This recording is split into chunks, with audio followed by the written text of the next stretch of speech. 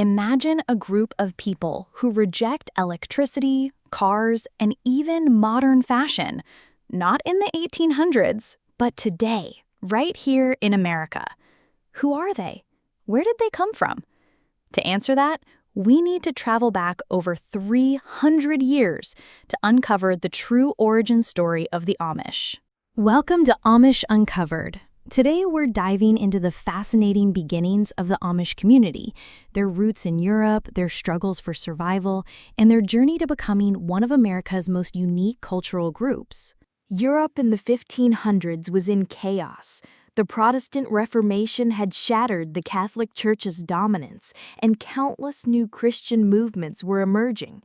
One of these movements, called the Anabaptists, stood out. The Anabaptists believed something radical for their time. Baptism should be reserved for adults who could consciously choose their faith, rather than infants.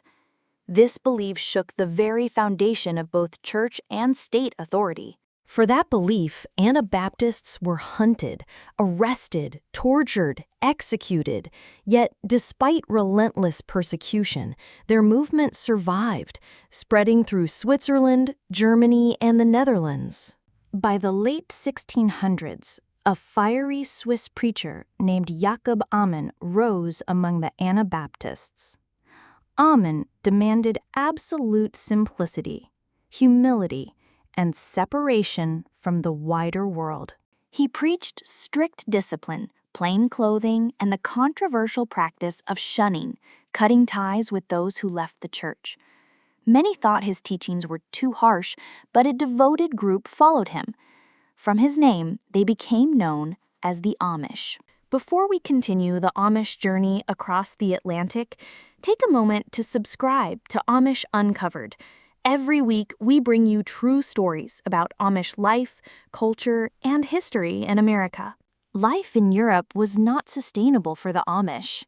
Constant persecution and restrictive laws forced them to seek freedom elsewhere.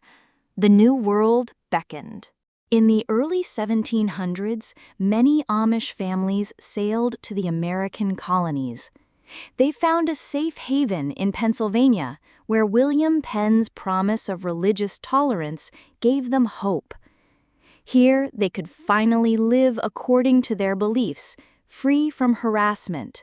In America, the Amish adapted quickly. They purchased farmland, built tight-knit communities, and passed on their values of humility, family, and faith. They avoided military service, rejected politics, and focused on farming as a way of staying independent.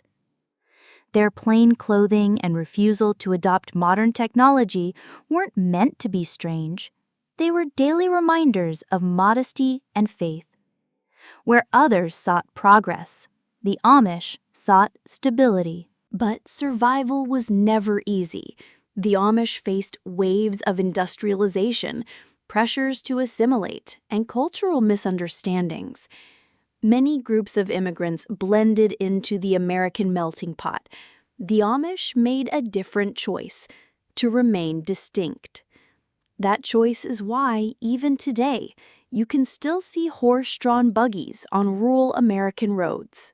From a small group of persecuted believers, the Amish have grown to more than 350,000 people across the United States, mainly in Pennsylvania, Ohio, and Indiana.